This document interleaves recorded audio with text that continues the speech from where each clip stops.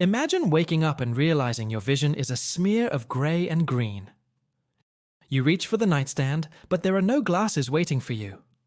Your morning alarm isn't a phone, but the low growl of a hungry predator.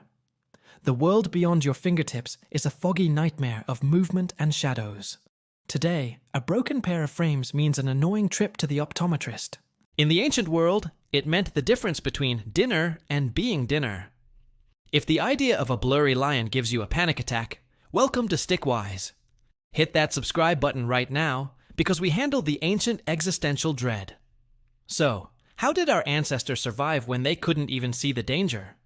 The answer will change how you feel about your morning coffee and squinting. You might think a nearsighted human was just a liability to the tribe. But in the brutal theater of survival, being blurry was sometimes a superpower. Think about the last time you squinted at a tiny text message from your boss. You were actually performing a piece of ancient survival physics known as the pinhole effect. Ancient humans discovered that restricting light to a narrow beam sharpens the world. In the freezing Arctic, the Inuit didn't have polarized sunglasses to fight the glare. They carved narrow slits into pieces of bone or wood to create slit spectacles. By forcing the light through a tiny gap, they turned a whiteout into a landscape. This sharpened their focus and protected their eyes from the blinding sun off the snow. This is why you instinctively peer through your fingers when the sun is too bright. It is a ghost of a survival tactic designed to keep you from going blind. But what if you weren't in the snow, but in a dark Roman library? Imagine the philosopher Seneca struggling to read his own notes as his vision faded. He didn't have a pair of bifocals sitting on the bridge of his nose. Instead, he used a glass globe filled with water to magnify the tiny script. Water bends light, and the Romans realized this could act as a makeshift lens. This is the direct ancestor of that magnifying glass icon on your computer screen. We are still using the same liquid logic to navigate our digital world today. Then there was Emperor Nero, who allegedly watched gladiator fights through a polished emerald. It wasn't just about looking fancy while people fought for their lives in the sand. The emerald acted as a primitive filter to reduce the crushing glare of the sun. He was basically wearing the first pair of designer shades at a sporting event. If you have ever put on sunglasses at a stadium, you are channeling Nero. But for most ancient humans, the solution wasn't a tool, but a trade. In the ancient world, your physical limitations determined your contribution to the group. If you couldn't see a gazelle at 50 paces, you weren't sent to hunt.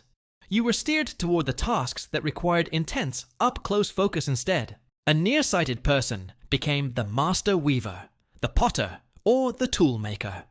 While the hunters were scanning the horizon, the blurry humans were crafting the civilization. Their natural nearsightedness allowed them to see details that normal people simply missed.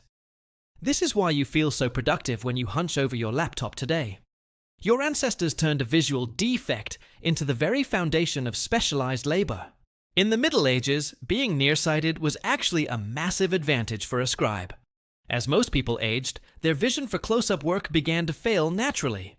But the myopic scribes could keep writing tiny, intricate manuscripts well into their old age.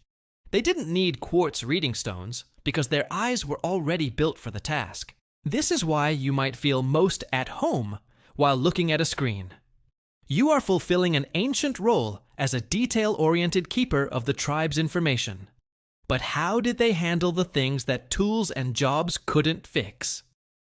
Take night blindness, for instance, a terrifying reality in a world without streetlights. If you couldn't see in the dark, you were a sitting duck for night hunters.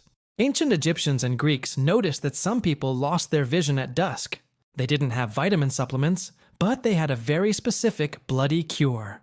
They told patients to eat roasted animal liver or rub it on their eyes. This sounds like a weird ritual, but it was actually a stroke of genius. Night blindness is often caused by a deficiency in vitamin A, which liver possesses. They were essentially performing high-level nutritional therapy before they knew what a vitamin was. This is why you feel a strange urge to eat certain foods when you're tired. Your body is a biological memory of every survival hack your ancestors ever discovered. But what about the truly terrifying stuff, like cataracts clouding over your world? In ancient India and Babylon, They practiced a surgical procedure called couching. They didn't have lasers or sterile operating rooms with soft classical music playing. They used a sharp needle to literally push the clouded lens into the eye. It sounds like a scene from a horror movie, and it certainly wasn't pleasant. It didn't give the patient perfect vision, but it let the light back in. A world of total darkness was suddenly transformed into a world of functional blurs. For a human in 800 BC, a blurry world was infinitely better than nothingness. This is why we still fear needles near our eyes today.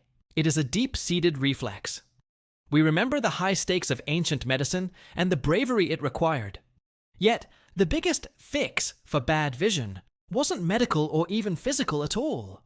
It was the fact that ancient humans never lived or survived in isolation.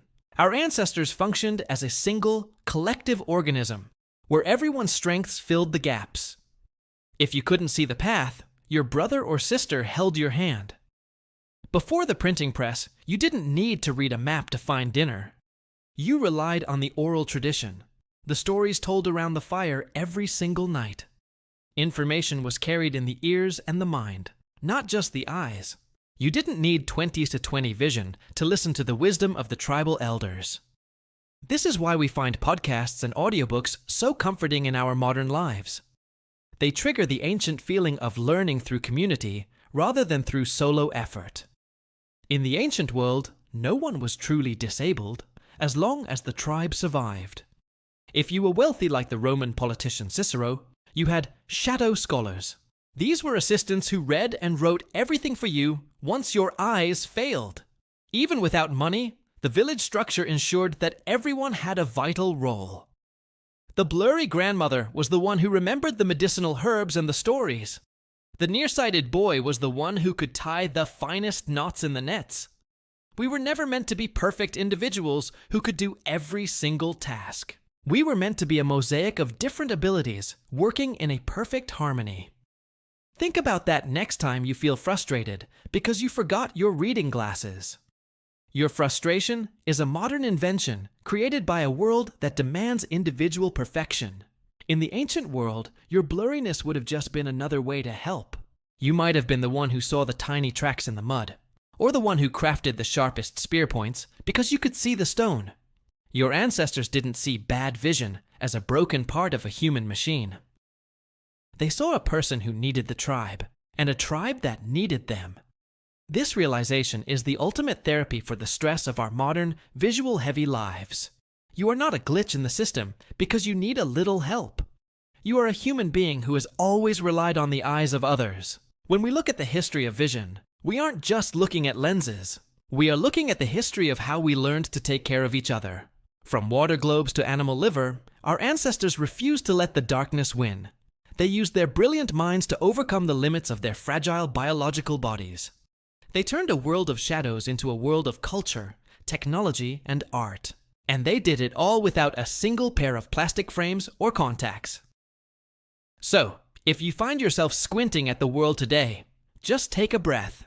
You are carrying on a tradition of adaptation that is thousands of years old. You aren't malfunctioning. You are simply part of a long line of survivors. Your ancestors would be amazed at the clear world you see through your lenses. But they would also recognize the same spark of ingenuity that kept them alive. You are never going to let the blur stop you from building something great. You come from people who saw with their hearts when their eyes failed them. That is the true legacy of the human experience and our incredible visual journey. If you enjoyed this trip through the blurry eyes of the past, hit subscribe. Leave a comment about the one modern thing you couldn't do without your glasses. Stick around for the next deep dive into why being human is so weird.